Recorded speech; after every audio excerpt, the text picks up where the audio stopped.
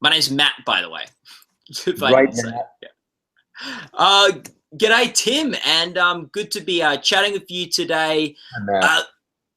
Killing Reagan, you play President Ronald Reagan in that show. What brought you to play that role? How did that come to be?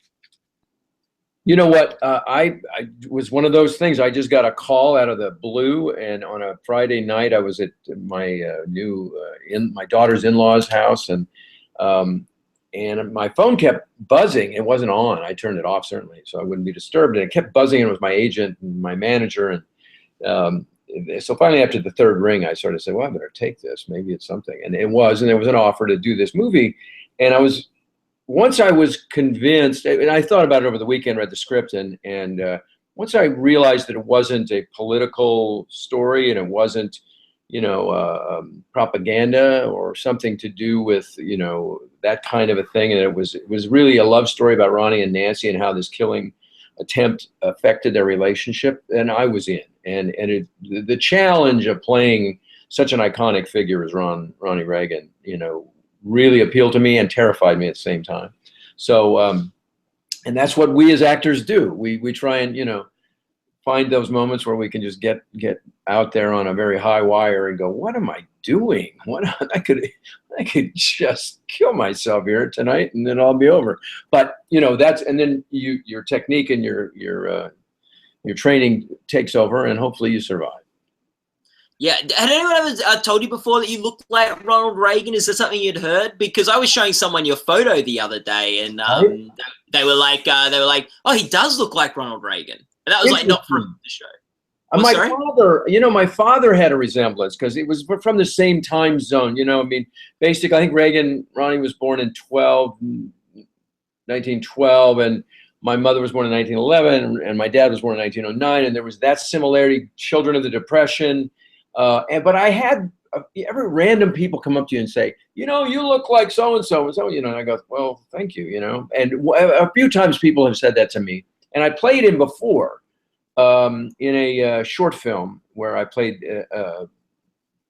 I appeared to this shock radio jock in a dream as Ronald, the ghost of Ronald Reagan. So yeah, I've done it before, and it's so challenging and insightful, but this was really a dream role, and getting inside the skin of a man like that, it was very exciting. Did you get an insight into Reagan from playing him that you didn't have before? I think I felt like I did, because I read everything, listened to everything, watched everything I could about him. And the most interesting things were his autobiography and his his diary as president. So those are the things. If we're doing a scene about this day, the day he was shot, I could look up what he was saying, thinking, and doing on those days, and find out what his thoughts were. And the most remarkable thing about it all, I thought, was that right after he was in recovery, he asked about this guy, and we do a scene to this effect.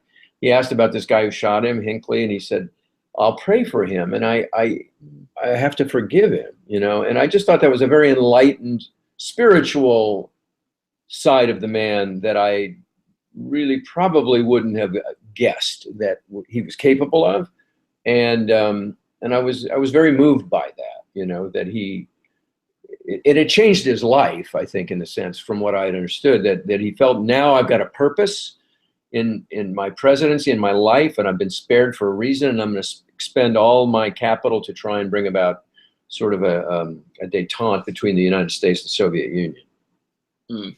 Yeah. And is there a moment in the movie that you feel like was, I don't know, you're particularly proud of, or was particularly interesting to film? Surprisingly, the moment that was the most emotional for me, that just out of the blue, that I had no idea. Sometimes you're acting, all of a sudden a scene when this emotions come up and you don't expect it, were the scenes where he was joking in the hospital. After he'd been shot, he was always joking anyway. And here was a situation where and I think it's probably your attempt to try and make things seem normal and try and, make light of it. And he was joking with the doctors. And when Nancy came in and he said, "Honey, I forgot to duck," which was a famous quote from. Sorry about that. It was a famous quote from Jack Dempsey when he lost the heavyweight championship. So, but that got very emotional for me. And then when he said to the doctors on the operating table, "I hope you're all Republicans," again, a joke to try and lighten it up with them and relax them. But it was just, I was overcome with emotion, you know. So it was surprising, the gravity of it and the humor of it and the contrast between those. Did it, like you said that at first you were like a bit like sort of, oh, I better see what the script is and how Reagan's portrayed and stuff, and you were really it really appealed to you that it was more a relationship piece rather than a sort of political piece, the film. Did you feel, yeah, has there been a political response at all that you've gotten from the piece? Because like people have so many different opinions on someone like Ronald Reagan. Yes, I mean, I was not of his political bent. We were not on the same side of the aisle, as we say here. But what I wanted to play, I wanted to find the heart and the humanity rather than the history and the histrionics, you know, or the politics. And you can't act politics, but you can act what, you know, your feelings are. I'm so sorry. No, you can get it. Are about this. Your feelings are about this person. Let's kill that. You can't act those things except emotions, you know, and your wants and desires, and so that's really what we focused on, and it was really moving, and I was impressed by the man, you know, and I let go of all my preconceptions about him. Yeah, that's really cool. Do you think and also the film is centered on the assassination attempt, so it's like sort of not like the life of Ronald Reagan, not even about the presidency of Ronald Reagan, but it's also like centered around this one event. Do you think that was like a like, do you prefer sort of like biopics that are more around an event or more around a whole life? I think that it's a great dramatic device, and I think it's very clever of Bill O'Reilly to have done it this way, because you get history, but you get it in the middle of a mystery. You know, you get it, you get the personal insight into these people and their lives and what was going on, but you're not trudged through, well, there's the inaugural speech, then he went to Congress, and then he fought for this, and then he did that, and gosh, you know, damn it, we have to get this bill through. You know, and there's a certain predictability, and I think that the personal drama is the most interesting thing.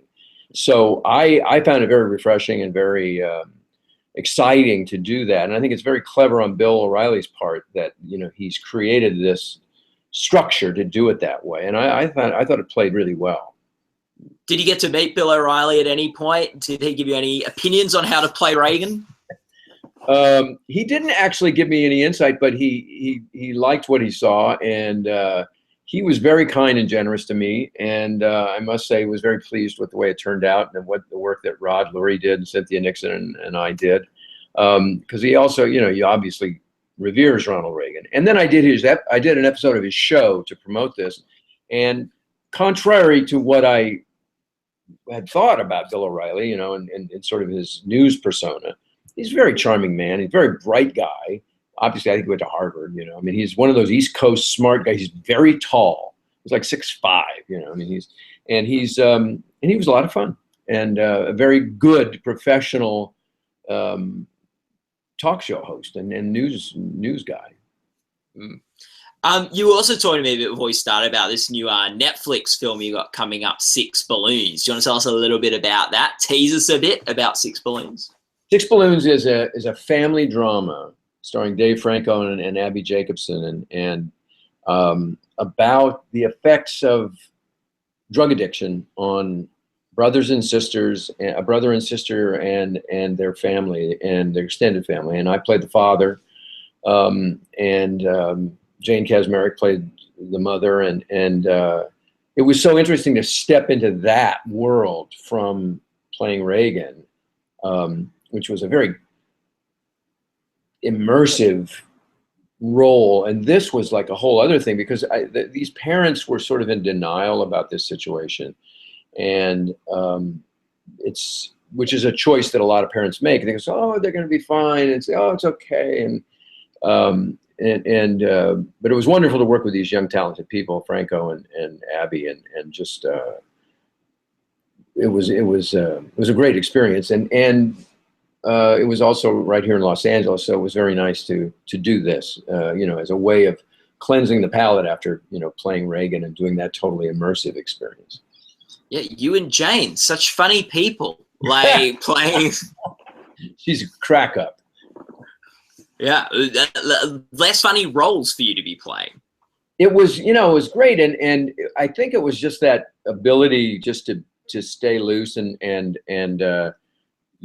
I think that there's also always those elements in drama of humor, and it heightens the drama, So and Abby is also, she's very funny as well, and so it was one of those things that all these people came together, and Franco is very funny. So it was all these people came together and took on this small little independent movie, labor of love, and a very interesting script and writer director. And it was, I think it's going to be a very interesting, deeply moving film. When cut was called, was it like, were you all drained from the sort of material, or was it like jokes and stuff? Well, it was jokes because we weren't really aware too much of what was going on. We had our, our feelings about it, but they had the more intense storyline, and it was also about how their friends and family just sort of, oh yeah, they'll be okay. How you cover, and it was also a very social situation. It was a birthday party for my daughter's boyfriend, and so we were there with a lot of people, and you try and keep it together. We did have one scene in the bathroom where all of us got in there, and it was pretty intense, where we're going like, what's going on here? What the hell is happening? And where is he? What's going on with him? And it's, how parents deal or don't deal with the fact that their son is addicted to heroin. Like, speaking of addiction, that's something that you dealt with a bit on The West Wing with your character, John Hoynes, the vice president. That being a part of that show, which set Emmy records and things like that, what was it like to be an actor on that show? A sort of recurring guest character. You were inconsistently throughout the series, but you weren't in every episode. No.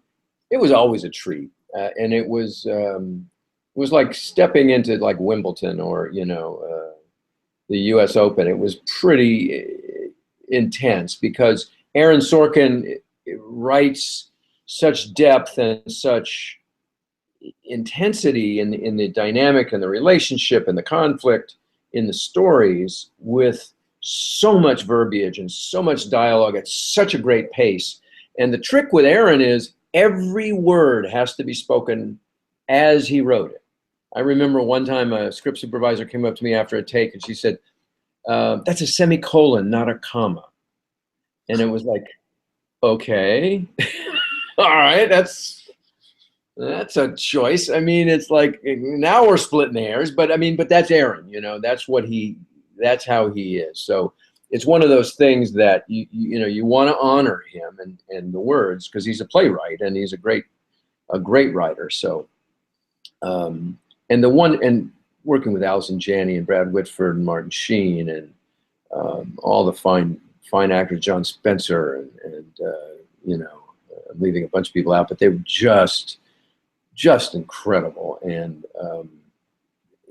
it was a really very moving and generous group of people to work with, and I fondly remember it. Did you have a favorite actor to work off and bounce off, or a particular scene that you sort of like just look back on with particular fondness? I think John Spencer was one of my favorite people to work with, who played Leo McCarey, who was President Bartlett's chief of staff. And we were both recovering alcoholics in the story, and I remember, you know, right at the beginning of the series, we had this relationship that sort of went deep, you know, and it was one of the few times they allowed Hoynes, my character, to be generous and compassionate. I was usually the bad guy, so I extended an invitation to Leo to come to my AA meeting, and you know, he was nervous. He said, "Well, who knows about this and this?" And I said, "Nobody knows. It's a private meeting, and it's down in the basement of the White House, and we're covered. It's a poker. It looks like a poker game. Everybody says it's a poker game, and then, you know, that's what it is. So why don't you come to that?" And it was a deep bond between us, and I also loved working with Allison Janney. She's just remarkable and tall. Yeah. What do you think? What do you think Hoynes brought to the show? Because you said he's often the bad guy, but he showed humanity there. You know, it was contrast, and it was, you know, he was a political mind, and he was somebody who had underestimated Bartlett. You know, misunderstood exactly how powerful and profound he could be, and the fact that he could win. And we talked about it backstage, sort of off stage, was he was sort of like LBJ, Lyndon Baines Johnson, was the JFK. You know, he felt, I should be the president. This young man doesn't have half the experience, skill, or intellect that I do, and I should be the president, and I'm going to put up with him. But it's like, this is a grave misjustice here. And, you know, but you know that we had to deal with that and get over that. And it was fascinating. And I love parts like that and projects like that, because it just allowed me to do voluminous research. And I love to read anything and everything I can and could about the White House and presidents and vice presidents, and you know, the inner workings of what goes on backstage. And that's why I think Killing Reagan was so much fun too, because it's backstage at the White House. You get to see beneath the curtain, you know, like you just get to see the Wizard of Oz and really what's going on in there. And, you know, the great and almighty Oz is really just a man, you know. So I find it sort of parallels what the love that we have of Shakespearean histories, you know, like Henry IV, I, and II, and Richard II, Richard III, and all those kinds of plays, because it's America's version of that. I mean, it's not certainly an iambic pentameter, but it's our look at the histories. Yeah, and I think, like, what I always thought with Hoynes is he's one of the most interesting characters in the first 3 seasons in particular, where he wasn't one of the good guys, but he did have that real humanity to him, and he was a hard character to pin down in terms of like, sort of whether he was a guy you liked or didn't like. Whereas the West Wing, a lot of the other characters, you knew you liked them or you knew you didn't. Yeah, they were all good guys, deep, you know, and they were such wonderful characters. So this added a shading and kind of a, you know, a chance to do that, but it's better to be president, you know. It's better to sit behind the desk than get out there, you know, and have him wave you in. So I must say. Yeah, you enjoyed having some Oval Office scenes. It's great sitting behind that desk. Yeah. And congratulations on your Critic Choice nomination for Killing Reagan. Thank you, Matt. Thanks so much. I appreciate it. That was really cool. And like, we'll see what happens with the Golden Globes and the Emmys, which are a whole like year away, it seems. But the Emmy season always creeps up. Isn't it weird? It's backward. I mean, it's like their season ends in September, and it's like, you know, it's really kind of very confusing to me. But it's an honor for the Critics' Choice nomination, and really wonderful company to be in. And I think I'm the dark horse, one of the dark horses. But that's no shame there, and I'm very proud to be in this group. And we'll see about the other nominations. Yeah, it's interesting you say before how Reagan kept a diary, and that was helpful for you as an actor to read. And I think like, I remember Jimmy Carter wrote a diary when he was president and stuff. Seems like an old president thing to do, like back in the day. Where I'm not sure if presidents are now, they're all like, it's tweeting is how actors will be studying. It's all like, God forgive us. I believe that you know, anyone with a presence of mind, of a normal person would do that, because you are chronicling history. You Yeah. are, you know, at the wheel of the ship of state, you know. Yeah. And so I think that, I'm certain President Obama does, and I think he does. I mean, they were talking about his, you know, where he goes into his study at night in the residence, and dictates, you know, his events and Oh, recollections. that's good. Right. So I think it's sort of an obligatory thing that a president must do, or just to make sure that it's recorded correctly. You know, today this happened. I spoke to her. I spoke to him. Yeah. This, you know, and it's sort of the inside line. It was fascinating to read. Yeah, like not so much as for facts, but for just what is the insight, what is the perspective of that man, or hopefully in the future woman, like this perspective on those day-to-day decisions and things like that. Absolutely. And then you really get to be a fly on the wall backstage and see that. Yeah, it's great stuff. Yeah. It's been so great talking today, Tim. It's been really cool. Dish a bit of West Wing, but also talk about killing Reagan, and get a bit of a tease to Six Balloons, and all the best for the awards circuit coming up. All the various things that are coming up.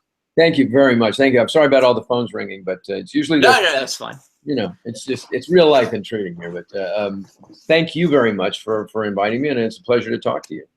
Yeah, no worries. Yeah.